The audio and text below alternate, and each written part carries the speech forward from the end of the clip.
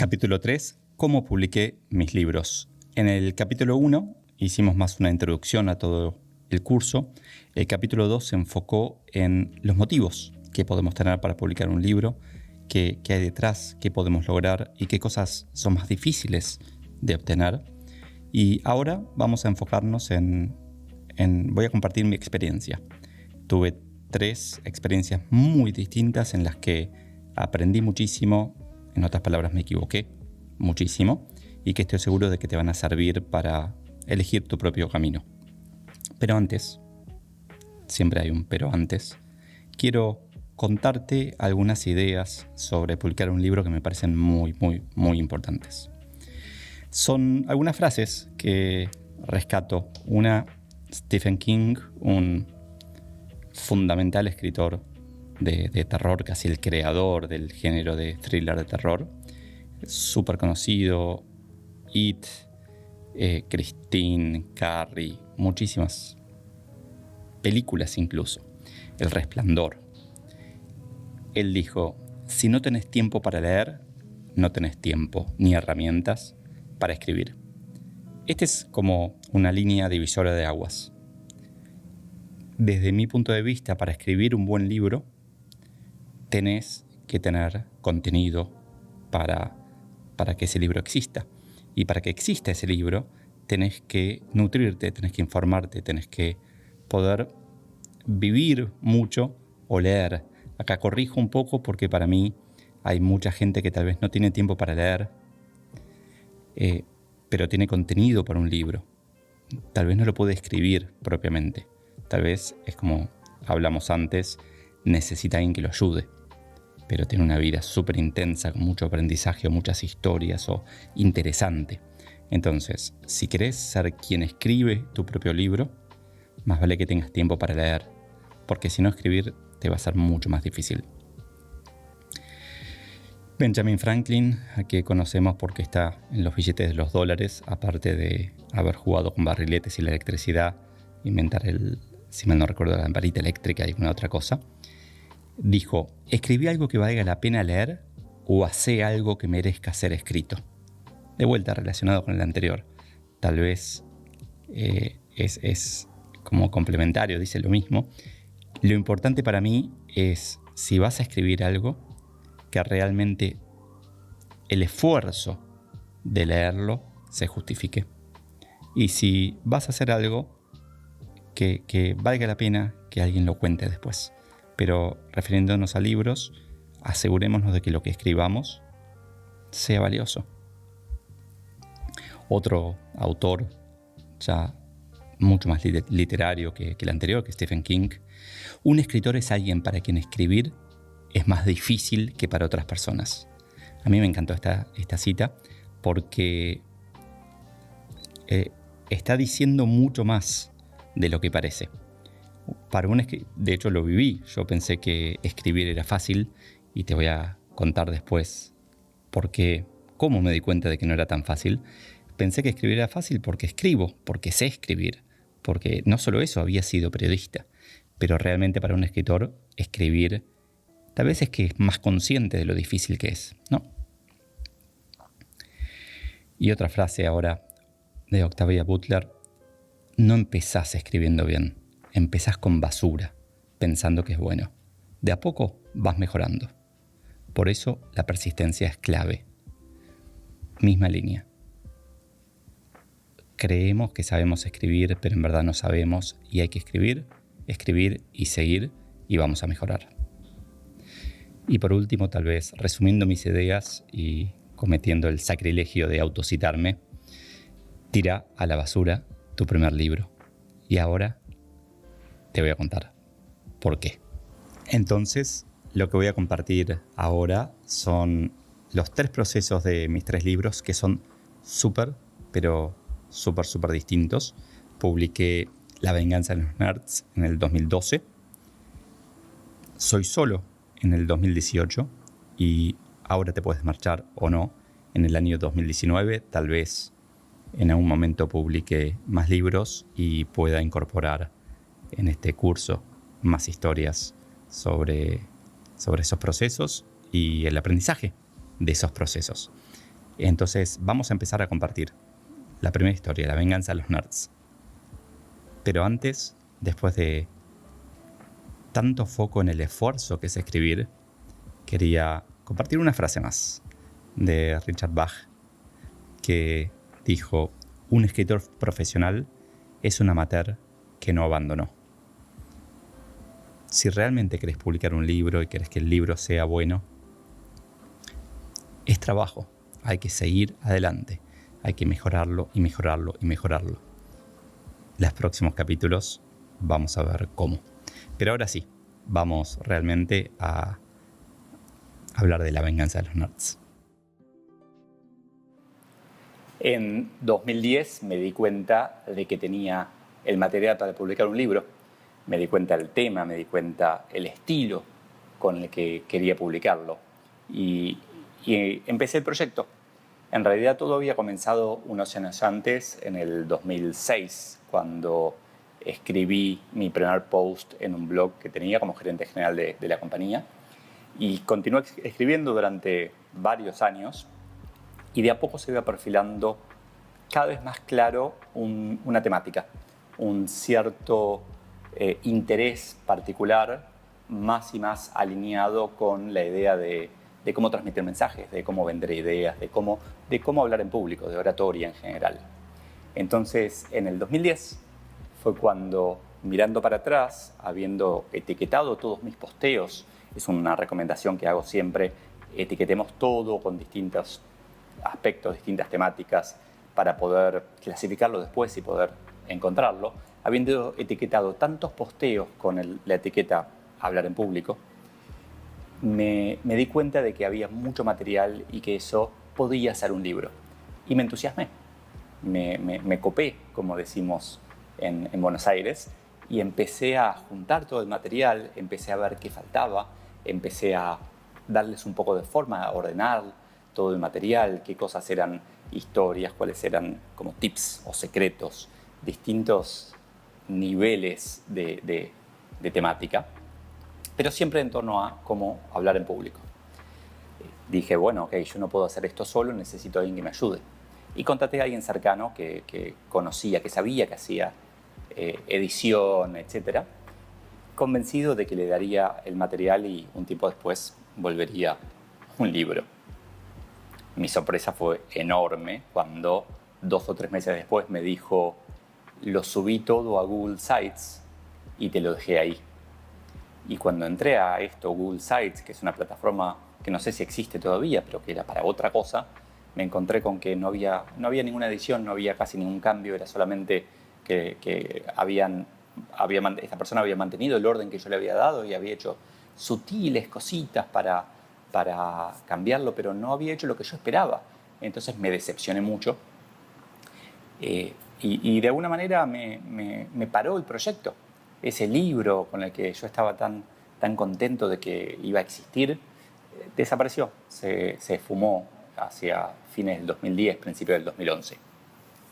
Yo seguía escribiendo periódicamente, publicando de muchísimos temas, pero seguía escribiendo sobre cómo hablar en público, que era algo muy, muy cercano a mí, porque yo era muy tímido, sigo pensando que soy introvertido, entonces nunca había soñado con poder hacer una conferencia o incluso un video como el que estoy haciendo. Entonces para mí era muy importante y cada tanto volvía al tema, cómo hablar en público. Cada vez que daba una charla me encontraba con un aprendizaje, que es mejor tener menos sillas que la cantidad de asistentes que uno va a tener, qué hacer si el aire acondicionado está muy fuerte, cómo manejar las preguntas del público, cómo manejar esa pregunta eterna que no termina y está acaparando la atención y parece que esa es la persona que quiere tener el micrófono. No, el micrófono es mío. No le puedo decir eso.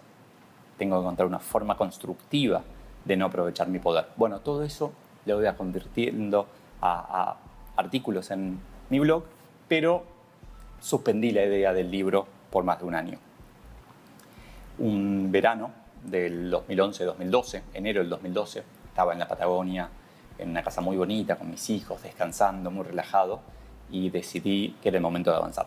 Ya tenía más contenido, ya había fallado en contratar a alguien que edite, Entonces sabía un poquito mejor cómo buscar a la persona, qué es lo que necesitaba y qué es lo que no, qué preguntas tenía que hacer para elegirlo.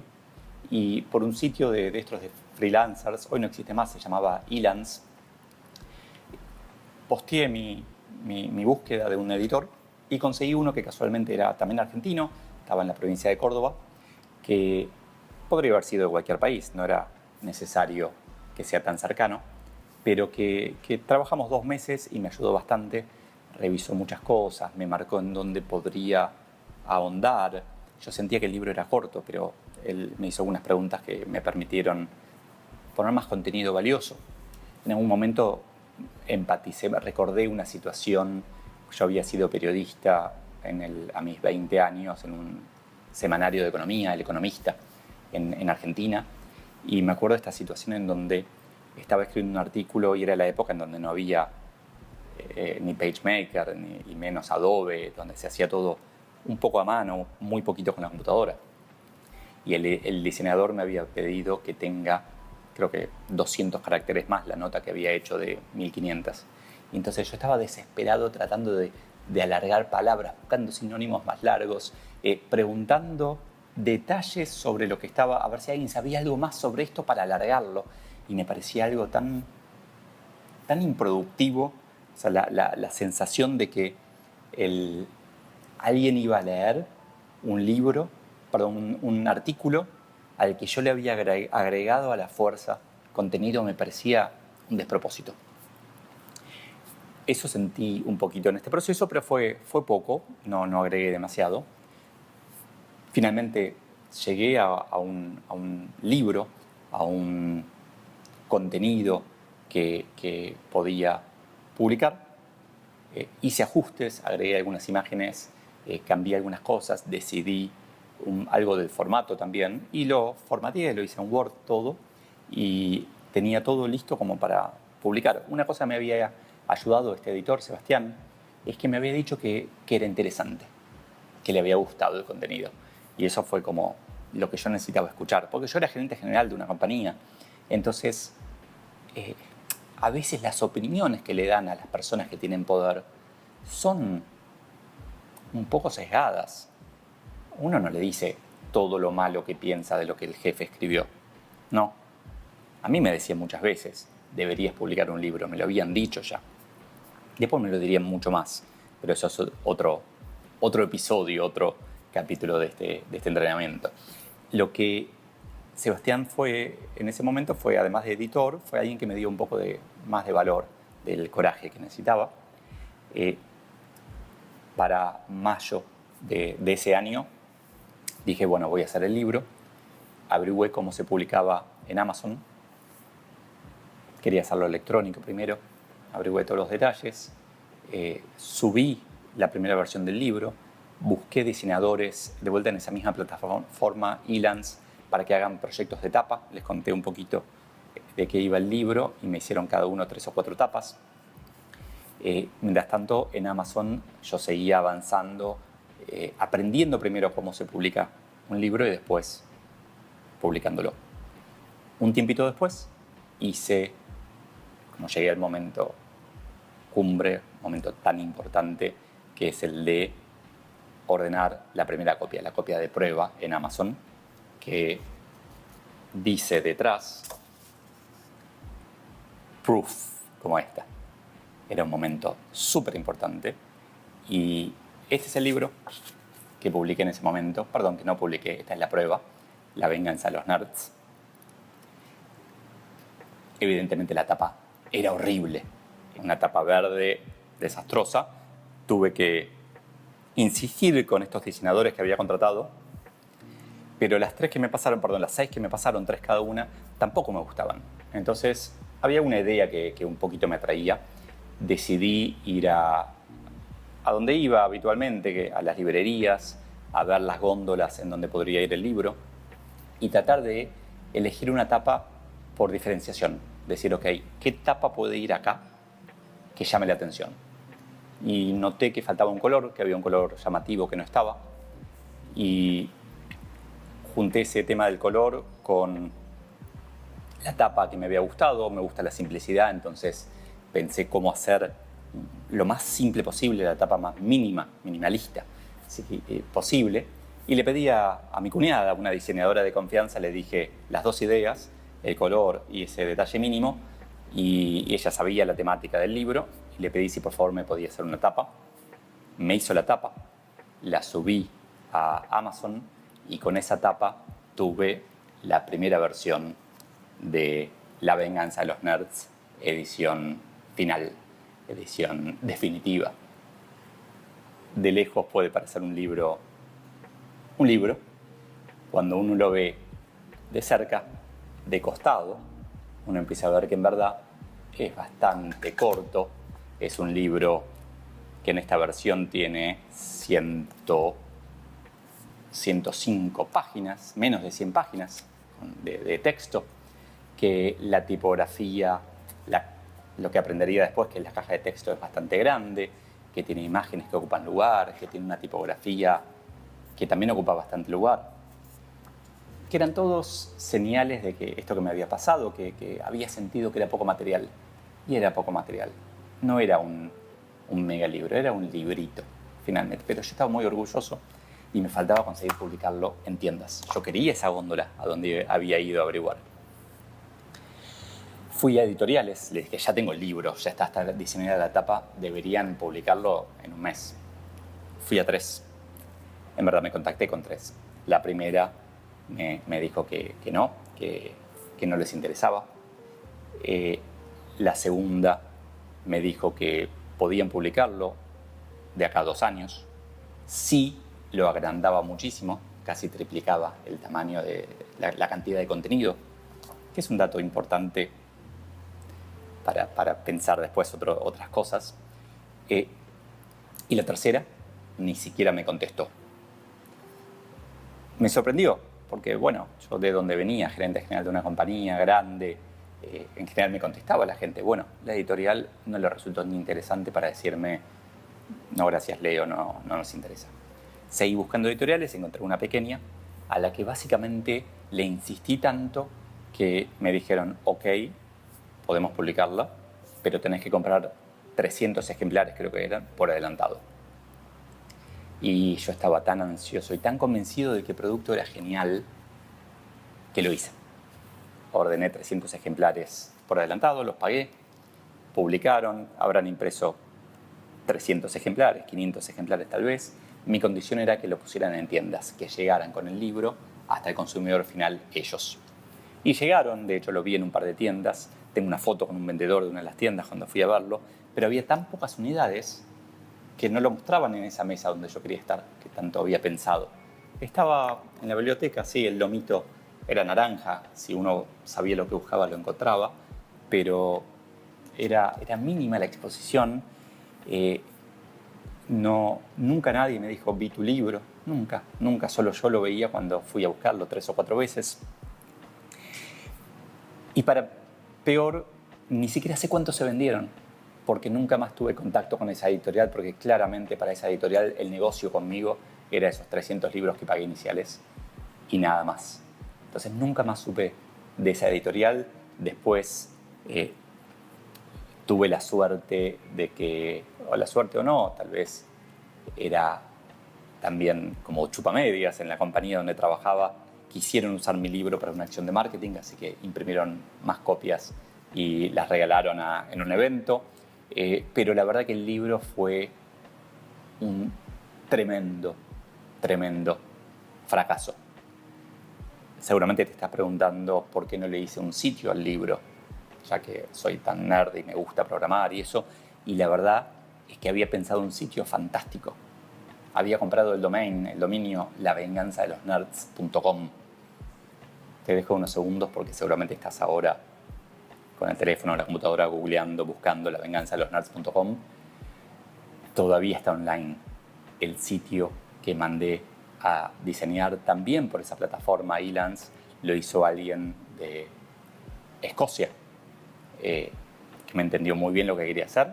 Hizo un sitio muy bonito que para mí es divertido, representa lo que representa el libro y no tiene ni una visita. Nadie entra a ese sitio, a nadie le interesa. Yo pensé que con un nombre tan fantástico, tan ochentoso, tapa naranja, yo como gerente general, el contenido, la persona que es tímida, nerd, y se convierte en un orador profesional, prácticamente todavía no lo era fantástico y se iba a vender muchísimo. No se vendió nada, ni electrónico, ni ebook, ni en papel. Nadie visitó el sitio, nadie se enteró de nada. Le puse toda la energía del mundo y fallé rotundamente. No sé cuántas horas de trabajo puse específicamente al libro. Había mucho escrito que ya tenía escrito de antes, pero el esfuerzo que hice fue enorme. Puse también bastante dinero, no ninguna locura, pero compré los 300 libros, le pagué a diseñadores, hasta le pagué a una persona de la India para que convierta el Word en formato Kindle para poder subirlo a Amazon. Hice todo con una expectativa que jamás se cumplió.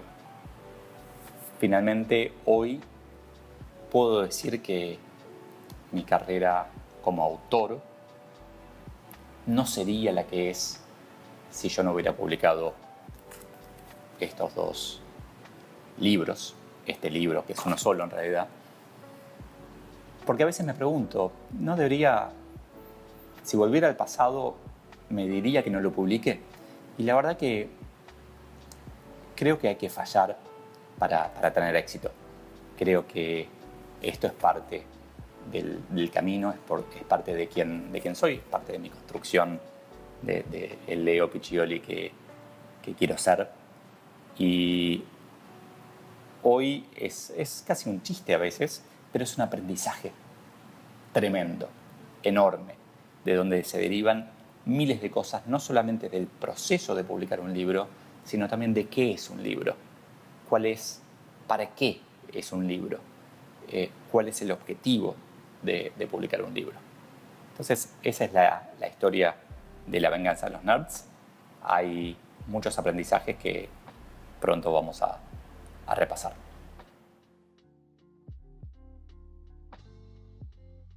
¿Alguna vez te dijeron deberías publicar un libro? En el año 2016 y 2017 me lo deben haber dicho 20, 30 veces. Yo ya había aprendido que el deberías publicar un libro es como deberías poner un restaurante cuando alguien hace un plato rico.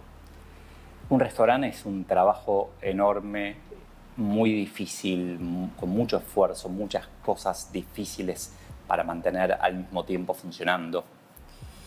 Y entonces uno decide que en realidad no quiere poner un restaurante porque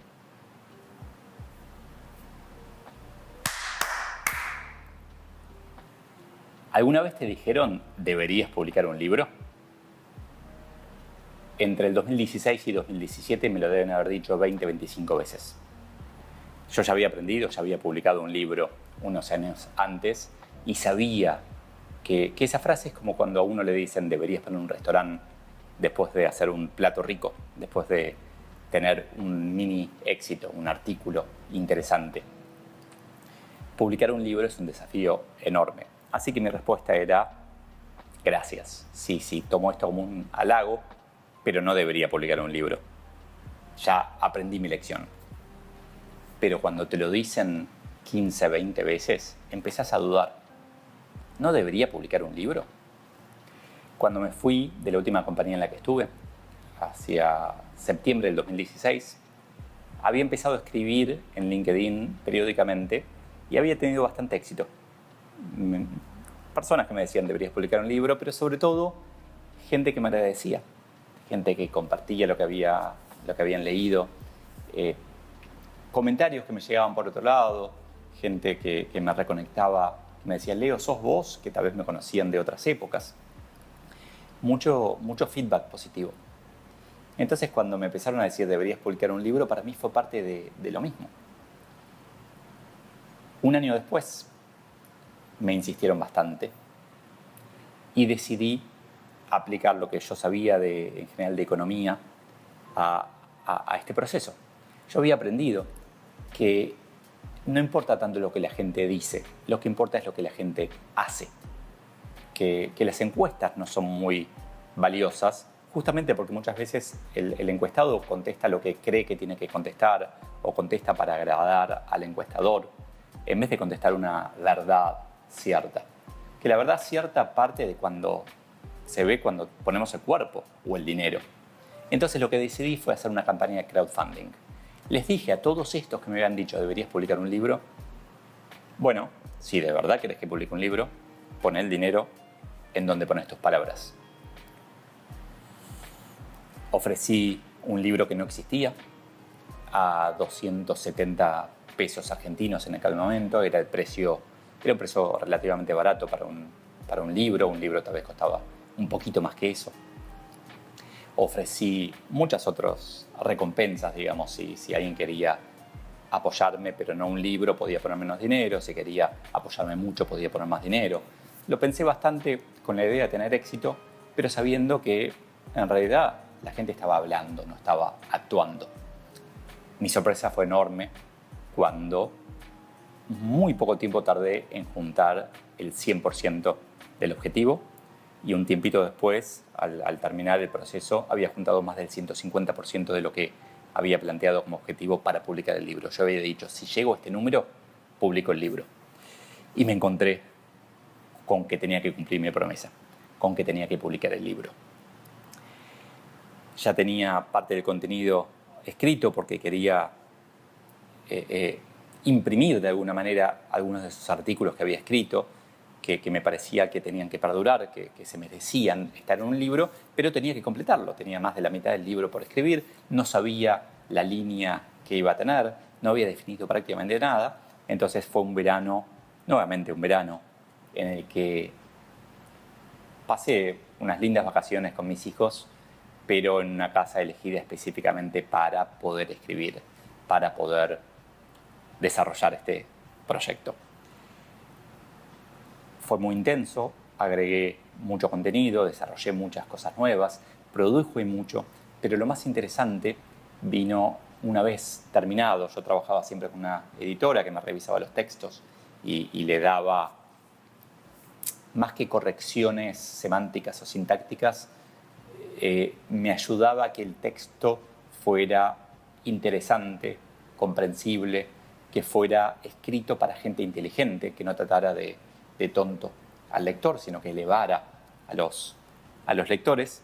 Entonces, para febrero ya tenía todo el libro prácticamente escrito y me encantaba. Me parecía un producto maravilloso. Ahora había que convertirlo en una realidad. Por suerte tenía a alguien cercano que no tenía una editorial, sino que conocía muy bien el mercado y me fue presentando un diseñador, otros proveedores para ir avanzando. Pero en el medio, creo que fue a principios de marzo, me llaman de una editorial, pero de una editorial no cualquiera, una de las más grandes del mundo.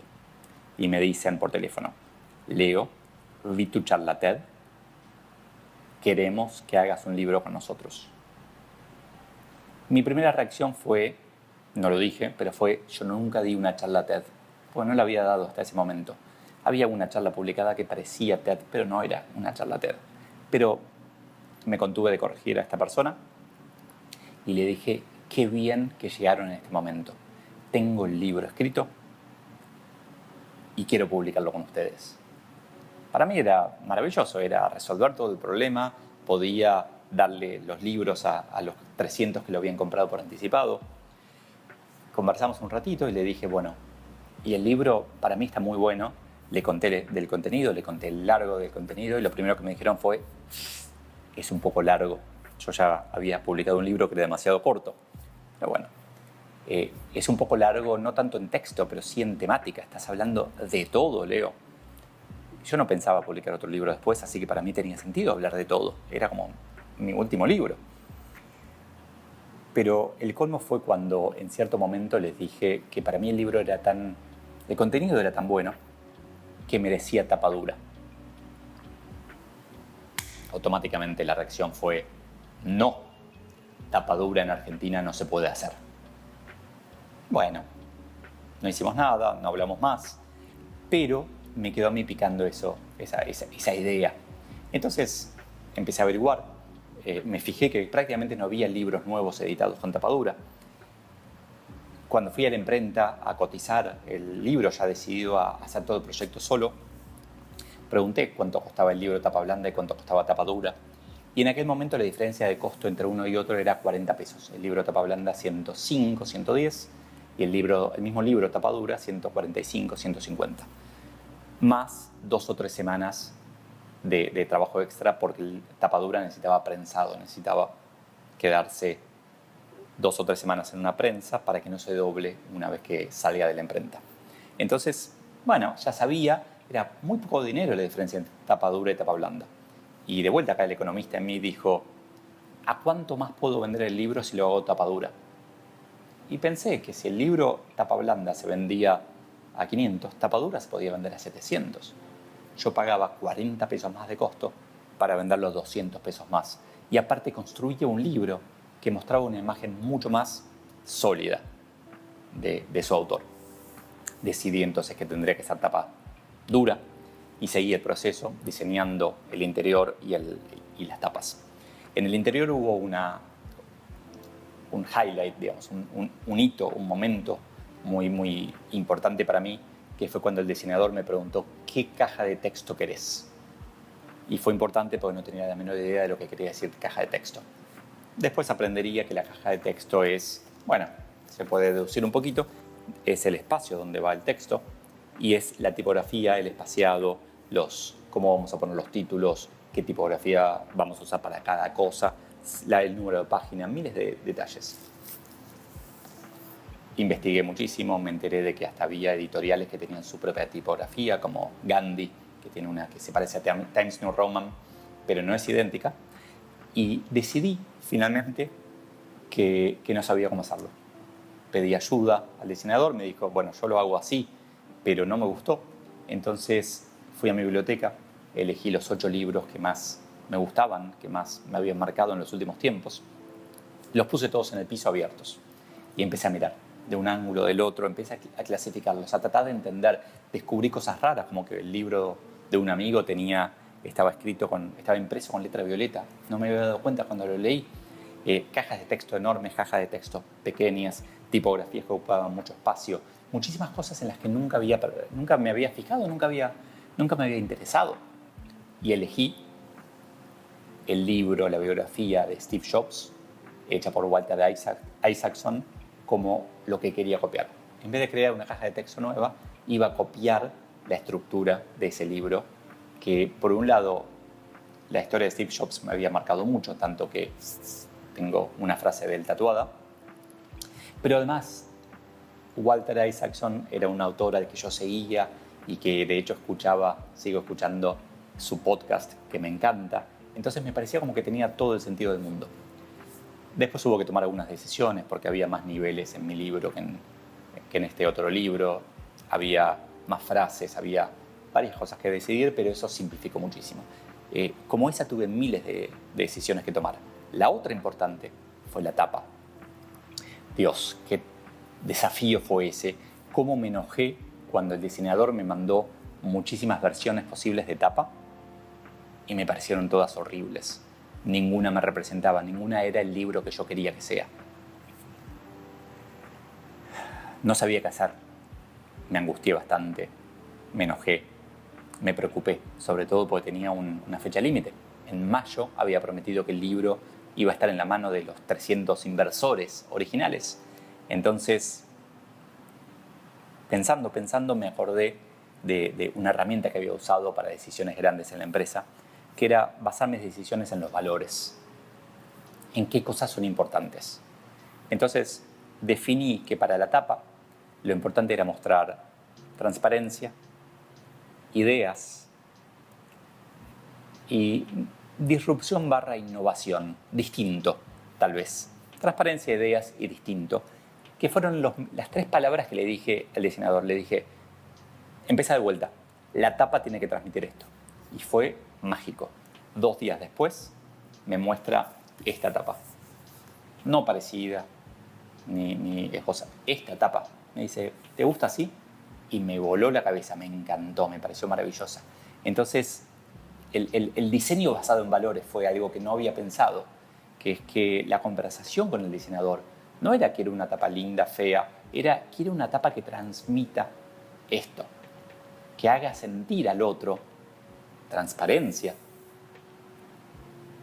ideas, contenido y distinto. Obviamente que para el distinto la tapa dura aporta, también el señalador que en la imprenta decidí poner por 2 pesos por unidad aporta.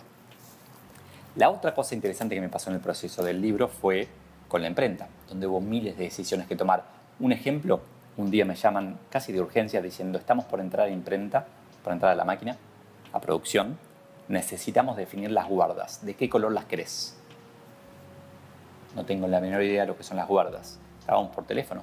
Me estaba tratando de explicar esta persona que las guardas son esta hoja de cartulina que pega la tapa al resto del libro. Y jamás se me hubiera ocurrido que podía tener un color distinto al resto del libro. Mi respuesta fue, hacelas igual que el resto del libro, que es un color hueso, hacelas al mismo color, simplifiquemos, pero fue muy elocuente el momento, muy gracioso, en donde me estaban preguntando por algo que ellos estaban por sentado, que yo tenía que saber, pero yo era un autor, yo no era un editor de libros, un productor, un diseñador, yo era el autor nada más. Y parecido a eso fue el día que me los entregaron en mi casa y llegan con el camión, cada libro pesa 800 gramos, eran 2.000 libros la primera edición, 1.600 kilos de libro, 1.600 kilos. Y el muchacho del camión se baja, me da la documentación, la reviso, la firmo y me ayuda a bajarla, y cuando terminamos de bajarla me dice, ¿de qué es el libro? Le cuento un poquito. Ah, qué interesante. ¿El autor? ¿Vos trabajás para él? No, soy yo el autor. Y se quedó el chofer congelado, como diciendo, ¿cómo el autor está descargando el libro? Bueno, son cosas que cuando uno autoedita no tiene que olvidar la idea de que uno tiene que hacer todo. Uno es solo autoeditando. El negocio como negocio en sí anduvo bien, vendí muchos ejemplares, gané finalmente, no mucho dinero, pero gané dinero por todo el proceso, gané obviamente mucho más repercusión, mucho más visibilidad, que son cosas que voy a compartir en el curso más adelante, pero una cosa para tener en cuenta, que es que cuando uno emprende, tiene que hacerse cargo de todas las sorpresas negativas. Y tiene que asumir que siempre las va a haber. Yo había pensado en algunas posibles, pero hubo una puntual que no preví y que realmente tuvo un impacto bastante grande en mi resultado. Para conseguir distribuir el libro, para que esté en las tiendas, que era mi objetivo, hablé con una cadena de librerías y me dijeron, no, nosotros no compramos directamente, compramos a través de distribuidores.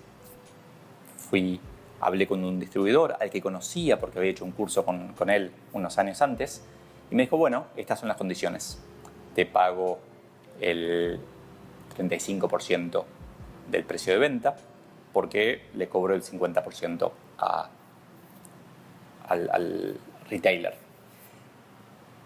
Todo esto va a estar detallado en con mucho más explayado en otro capítulo de este curso, porque es interesante también entender cómo es el negocio, que no es tan como uno lo ve.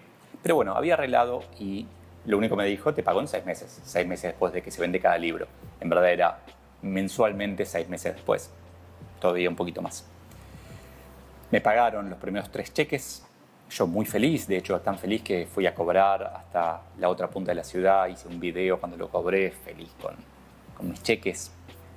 Cuando los veo era octubre, cuando los veo digo, qué raro, eran para cobrar 3 meses después, en enero, ni siquiera me estaban pagando a los 6 meses, me estaban pagando a los 9 meses. Pero cuando voy a cobrar la segunda tanda de cheques, se demoran. Un día me llaman y me dicen, Leo, necesitamos 100 libros más. Los mando, porque estaban vendiendo bien. Quiero cobrar, se demoran. Y en agosto del año siguiente, agosto del 2019, me entero de que la empresa había entrado en convocatoria y que no tenía chances de cobrar toda esa deuda, ni siquiera de cobrar los libros que seguían vendiendo. había libros míos en tiendas que eran míos, que le había dado a la distribuidora y la distribuidora al retailer, que cuando el retailer los vendiera le iba a dar el dinero a la distribuidora y la distribuidora no me lo iba a dar a mí. Imagínate la sensación de impotencia cuando iba a una de estas tiendas y veía el libro ahí, decir, alguien lo va a vender, alguien lo va a comprar y esa plata nunca me va a llegar a mí, va a llegar a la convocatoria y luego quiebra de esta empresa. Entonces, esa fue mi mala noticia en todo el proceso, la más fuerte de todas. A pesar de eso, de esa pérdida, fue un proyecto positivo en lo económico, muy positivo en lo que es marca, pero como aprendizaje es cuando uno emprende, tiende a olvidarse de las sorpresas negativas y pensar siempre en positivo, lo cual en cierto aspecto está bien. El emprendedor tiene que saber que puede, tiene que estar convencido de que se va a poder. Pero también una parte de ese emprendedor o un socio tiene que estar haciendo los números y diciendo, ¿y qué pasa si quiebra el distribuidor? ¿Quién se hace cargo? Siempre tenemos que prever esas sorpresas negativas cuando hacemos negocios y hacer algo al respecto, estar preparados de alguna manera. En ese momento, en esa sorpresa puntual, fallé porque había confiado en que, como era conocido, no iba a quebrar y me equivoqué. Pero bueno, ese es el proceso que hice yo de autopublicación. Si me preguntás si lo volvería a hacer, mi respuesta es no así como lo hice. No completo, porque a eso hay que agregarle también que hice el audiolibro, que puede ser otro tema para profundizar, que hice la versión ebook en Amazon, que tiene otras características también para profundizar, y la verdad que fue un trabajo enorme que creo que no repetiría tal cual. Tal vez haría alguna partecita pequeña, pero no todo el proceso de autopublicación. ¿Por qué publiqué con una editorial después del éxito de autopublicar? Esa es una pregunta que me hacen muchas veces y la verdad es que tiene muchos motivos. El primero es que una editorial se me acercó después de Soy Solo. Se me acercaron de BR Editoras a proponerme hacer un libro. Segundo es que era una editorial relativamente pequeña que tal vez no iba a aceptar tampoco la tapa dura, pero sí estaban dispuestas, yo había visto lo que producían y estaban dispuestos a hacer algo distinto, a innovar, que era parte también de mi marca, de lo que me gusta compartir. Pero sobre todo acepté publicar un libro y hacerlo con una editorial porque buscaba expandirme, buscaba crecer, buscaba llegar a donde no había llegado todavía.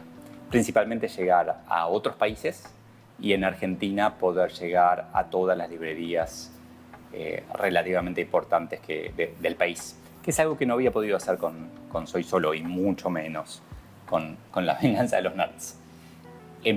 Firmé un contrato en septiembre del 2018, definimos el tema, definimos el target a quien le estaba escribiendo. Para mí es muy importante siempre saber para quién es este producto, a quién quiero ayudar, qué quiero que esa persona sienta o mejore o evolucione. Y empezamos a producir, empecé yo a escribir con la editora, revisando contenidos, y fue evolucionando el libro y fue interesante porque en un momento avanzó rápido durante ese verano, otra vez el verano, pero en marzo-abril se paró. En marzo-abril me sentí que no quería hacer el libro, que no quería avanzar, que no quería saber nada, y paré durante 3-4 meses casi angustiado porque no estaba cumpliendo una promesa que implícita, digamos. No habíamos puesto fechas muy claras, pero era una promesa implícita. Pero lo más interesante fue que durante esos 3 o 4 meses, claramente mi cabeza siguió funcionando en el tema y fui planteando en redes sociales, en LinkedIn en particular, algunos temas que me parecían interesantes para desarrollar y que tuvieron mucha repercusión. 2 en particular. Uno fue esa frase que te saca de quicio, que pregunté cuáles eran las que habían escuchado y después desafié a ver cuáles eran las que habías dicho, no solamente escuchado. Y lo otro era, ¿qué le dirías a tu yo de 18 años?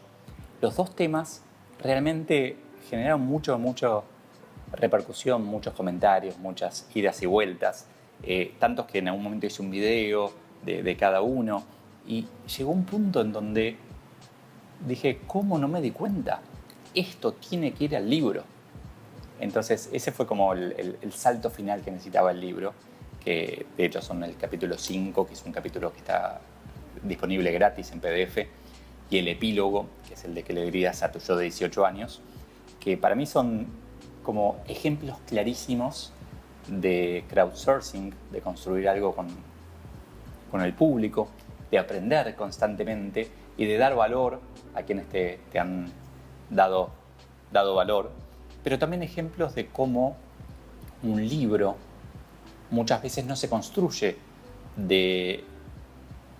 haciendo un índice, llenando y terminando y entregando el libro, sino que un libro es parte de un proceso mucho más intenso que se cruza con los otros aspectos de la vida y que tiene muchos bemoles, muchas cosas que hay que alimentar, hay que ir a buscar a veces el libro. Después de este proceso estoy mucho más contento, hasta entusiasmado probablemente de publicar algún otro libro en el futuro. Hoy, más allá de que tengo una parte de mí tiene así como el sueño de seguir publicando, otra parte más racional dice, para Leo es verano, esto lo estoy filmando en verano, así que claramente en este momento estaría, como los últimos años, escribiendo, pensando un libro, pero sobre todo hay una parte más racional que dice, ¿para qué? Entonces, o sea, ya tenés publicado La venganza de los nerds, tu mega fracaso editorial, Soy solo, un libro que realmente fue distinto y que hoy todavía mucha gente compra y que tiene muchos... O sea, nadie lo tira, es un libro realmente para guardar. Ahora te puedes marchar o no, un libro que ya se ofrece hasta en México y la gente lo compra y publica sus fotos en Instagram. ¿Para qué un libro más?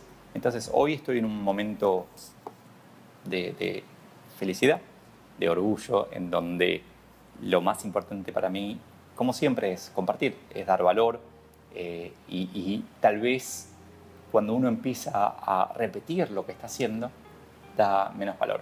Entonces, lo que decidí por ahora es, un día tal vez publico un libro de nuevo, ahora voy a disfrutar el éxito de 2 de los 3 que publiqué y todo el aprendizaje de haber publicado sin editorial y de ahora haber publicado con una editorial distinta que me permitió poner hasta gráficos en la contratapa o frases por todos lados, torcidas, giradas 90 grados, para que en el transporte público otro lo pueda leer espiando por arriba de tu hombro. Este proceso del libro fue de vuelta distinto, fue un proceso en donde no era solo, en donde yo no era el empresario, donde no corrí riesgos, donde después vamos a ver la comparación económica de los distintos procesos, pero donde lo único que podía perder era todo el esfuerzo que había hecho, pero en tiempo. Pero no había dinero de mi lado, no hubo prácticamente nada, en donde un equipo me diseñó la tapa y me dijo, esta es la tapa. Yo dije, me encanta, porque había hecho ya este trabajo de contarles los valores que tenía que transmitir la tapa. Entonces fue un proceso de mucho aprendizaje nuevamente, totalmente distinto, muy rico, que me llena de orgullo.